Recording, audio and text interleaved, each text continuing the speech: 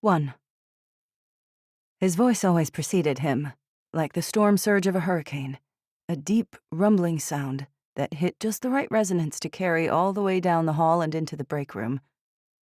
Melanie Pearson was grateful for this. It meant she had time to brace herself for his arrival.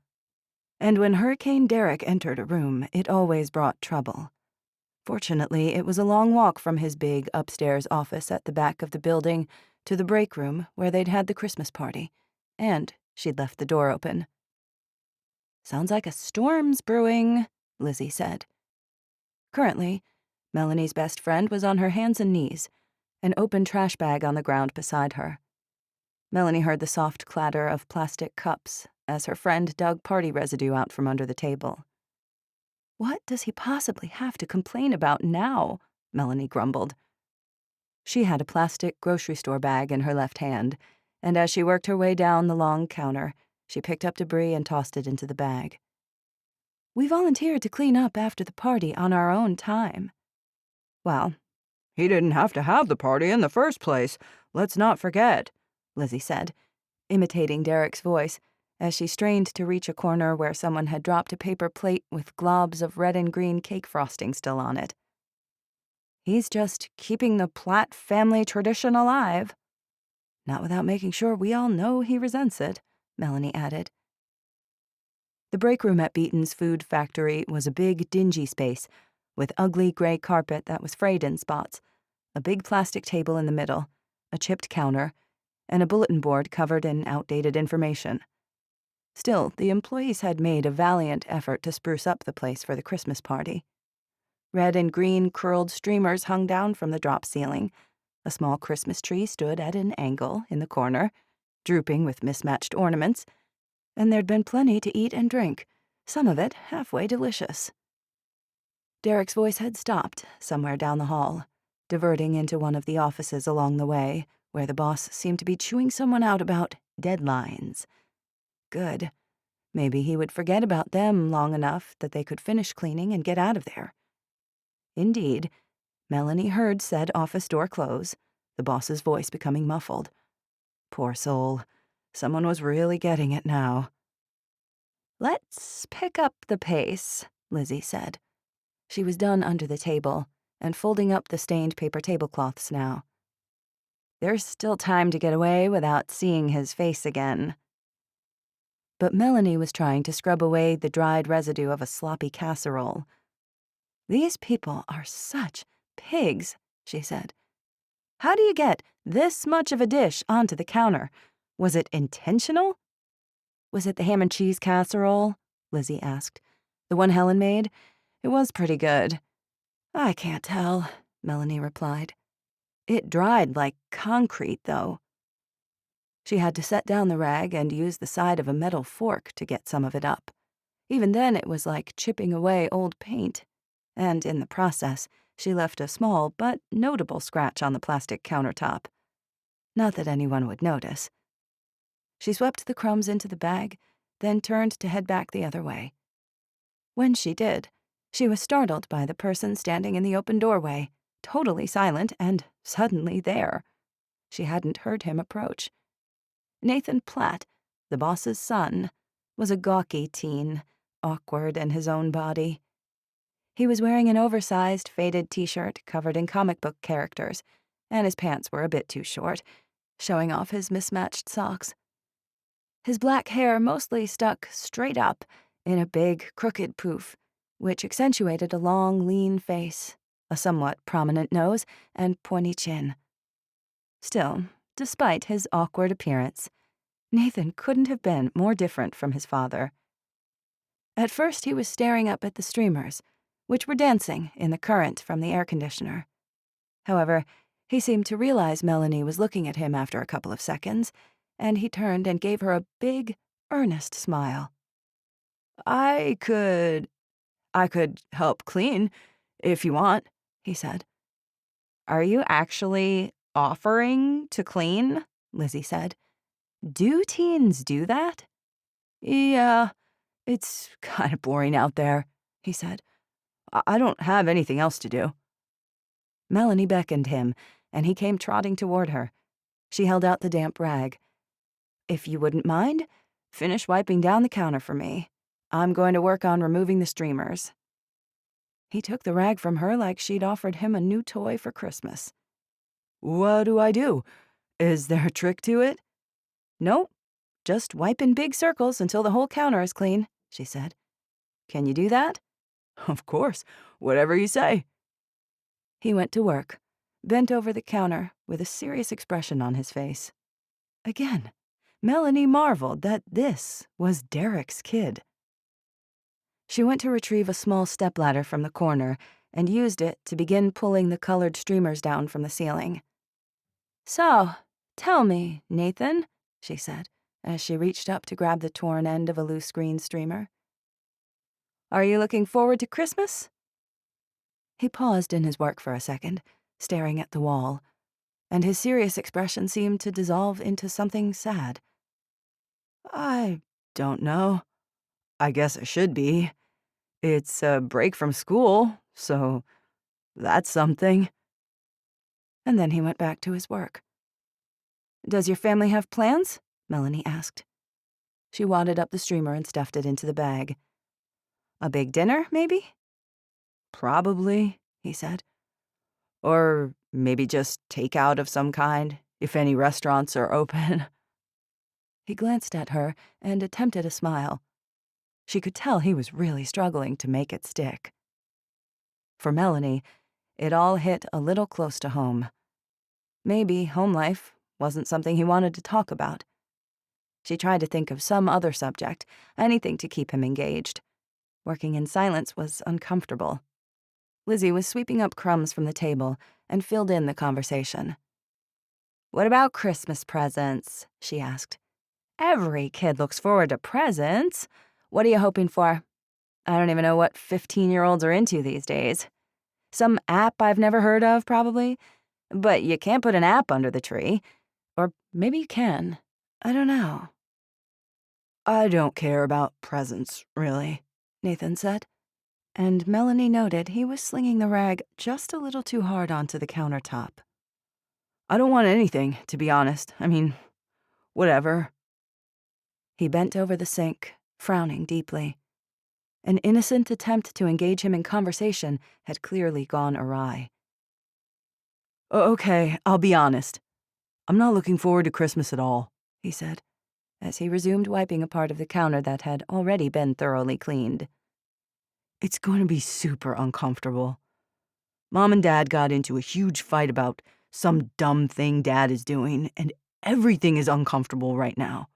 I wish I had somewhere else to go over the break, school or camp or just about anywhere else."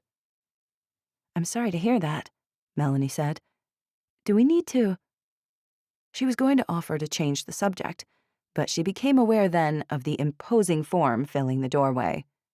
Somehow, Derek Platt had managed to approach the end of the hallway without being heard, which was a rarity.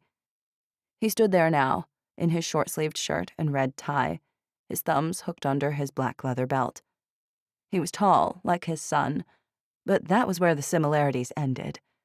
With his jowly face, thick neck, and watery eyes, he looked a bit like a human-bulldog hybrid. A beer gut strained at the buttons of his shirt and hung over the top of a shiny brass belt buckle.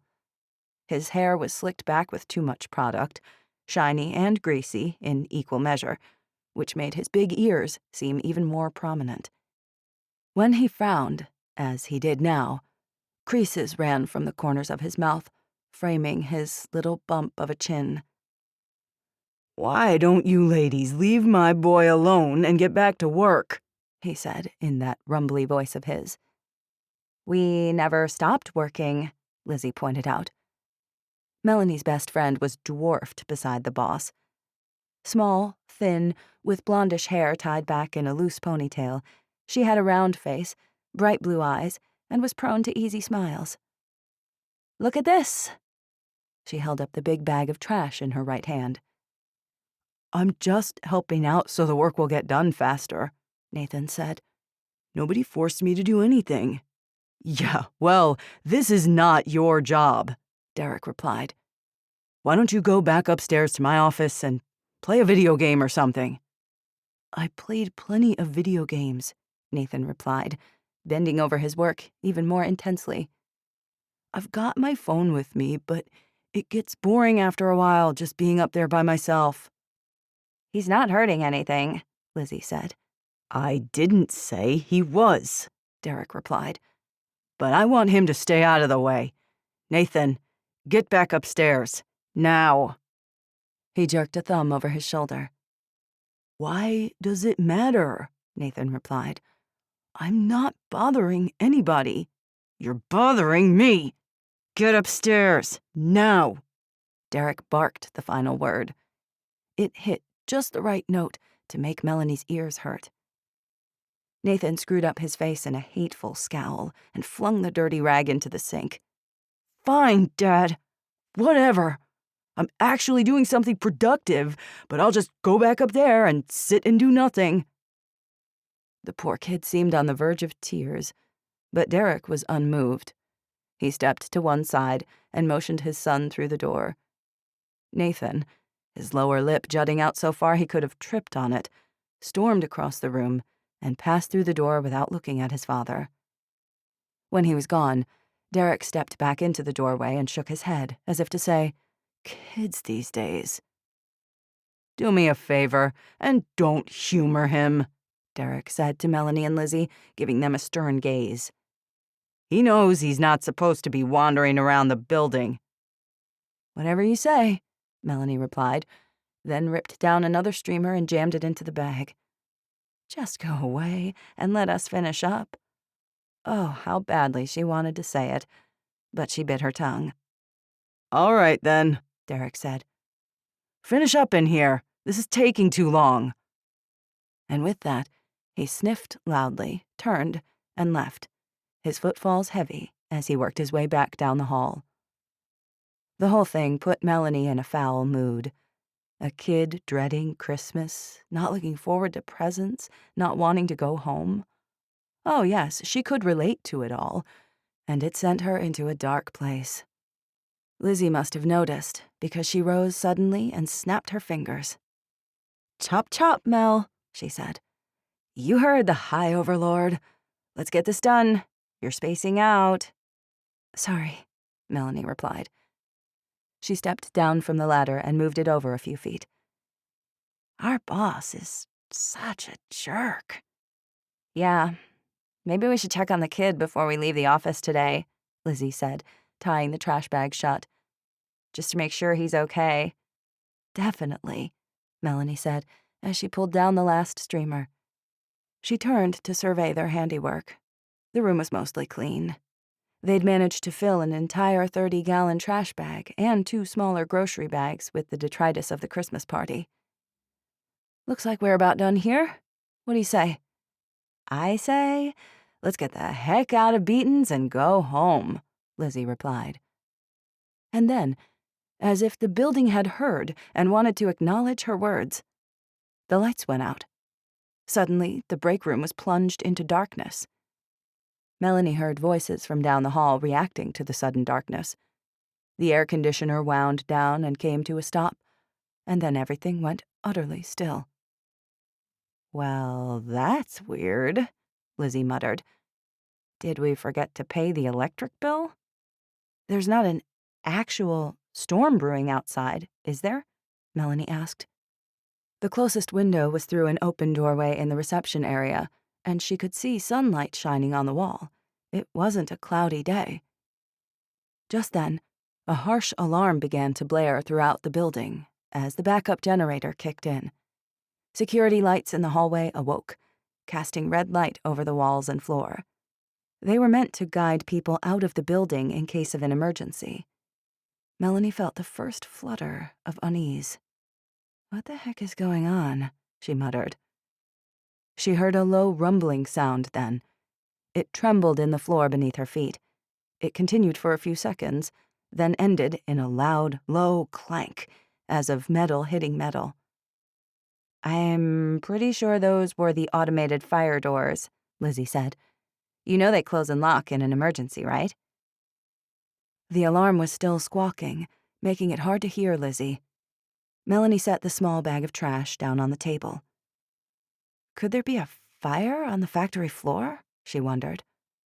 I don't smell burning snack cakes, so I'm guessing no, Lizzy said. Believe me, with my asthma, I'm real sensitive to smoke. Melanie looked down the hallway. People were poking their heads out of doors, but the harsh red light made it all look ominous. Derek appeared at the end of the hallway, glaring at everyone in sight, as if every worker were personally to blame for the problem. He cupped his hands on either side of his mouth and began to shout, loud enough to be heard over the alarm. With the timbre of his voice, this didn't seem to take much effort. "Ladies and gentlemen, everyone sit tight," he trumpeted. "We've had a bit of a power outage here, but we'll get it all sorted out. Just finish up whatever you were working on. There's no reason to panic." A white-haired gentleman in overalls stepped out into the hallway. "Is power out in the whole area, or is it just us?" Stan Lipton was a shipping manager, and also had a more contentious and prickly relationship with the boss than most people. Quite an accomplishment. "Just finish up whatever you were working on, Stan," Derek said. "The problem will sort itself out soon enough."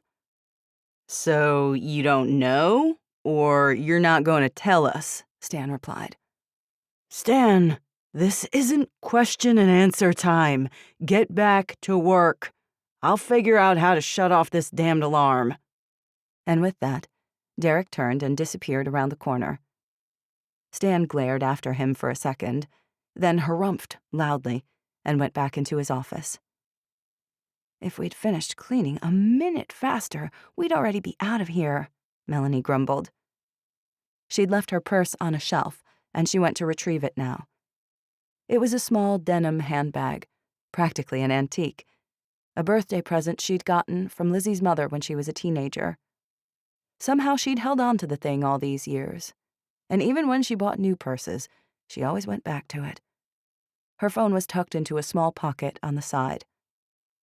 "Blame the slobs who trashed the break room," Lizzy said. Melanie picked up the purse and pulled out her phone, intending to call home. Mark would at least be able to tell her whether this was a local problem or not. The factory was located almost 30 miles northwest of Knoxville. If the power was out at home, then it meant this was a widespread problem. She unlocked the screen on her phone and held it up. 1 bar.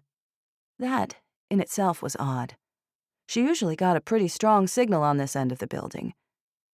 Melanie moved closer to the hallway and held up the phone, trying to get a 2nd bar, but nothing changed.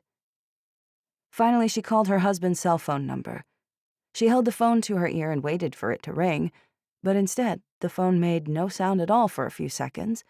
Then the call dropped. She tried again and got the same result. "Okay, Lizzy, this is getting weird," she said, dialing his number a 3rd time. "Oh, it wasn't weird already?" Lizzy replied. "My phone is acting up." When the 3rd call was dropped, she decided to send Mark a text. "Power's out here. How are things at home?" She sent it, then waited a few seconds for the checkmark to appear that would indicate it had been received, but it never appeared. After a moment, she got a little red exclamation point instead. She tried to send the text again and got the same result.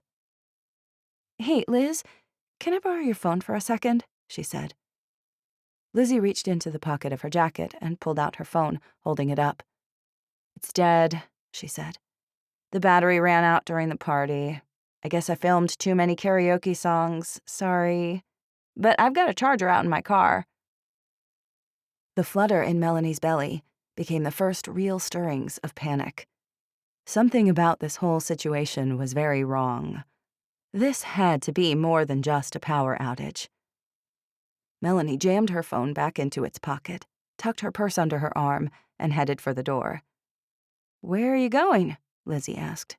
"To talk to Derek," she replied. She strode down the hall. A few people were still staring out of their office doors, and when Melanie passed by, they fell in behind her, as if she had emboldened them. By the time she approached the end of the hall, she had half a dozen people following along behind her, including a grumbling Stan Lipton. Around the corner, the hallway ran toward the far end of the building, but a set of stairs on the right led up to the second floor, where Derek's office was located. A window at the top of the stairs let late afternoon sunlight pour down into the building, cutting through the harsh red emergency lights. About halfway down the hall, a second corridor branched off to the left. Normally, those doors gave access to the factory floor, but at the moment, a solid fire door had slammed down into place and blocked the way. "I hope you're going to give him a piece of your mind," Stan Lipton said. "Nobody can work under these conditions. I'm getting a headache." Melanie glanced over her shoulder and saw that Stan and the others had fallen a few steps behind. So much for putting up a united front. She mounted the stairs. Halfway up, the harsh blaring of the alarm finally died, but the ugly red light kept shining. Derek's office was the first door at the top. It was open, and she could see the cluttered space beyond. He had the largest office in the building, but he'd managed to cover every shelf, counter, and square inch of desk space with stacks of manila folders, receipts, invoices, and other assorted paperwork. Nestled within the stacks on his desk was a keyboard and computer monitor. As she stepped through the door, Derek was peeking through the dusty curtains on a window behind his desk. Melanie expected to see Nathan somewhere in the room, but he wasn't there. When the boss didn't notice her arrival, Melanie loudly cleared her throat. This startled him, and he spun around, flinging the curtain back in place. "What's wrong with you?" he snarled.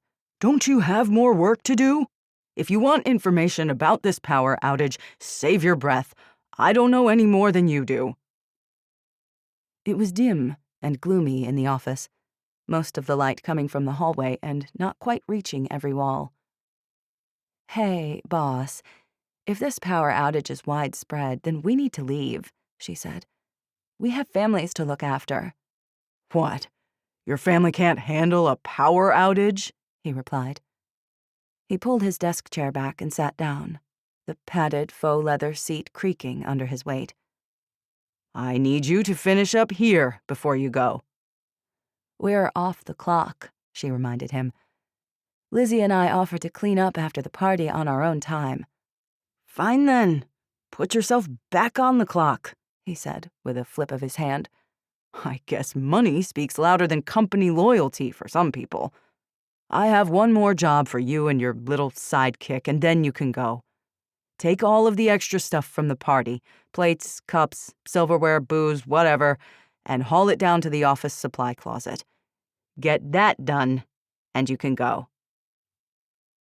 She knew him well enough to be annoyed by his request.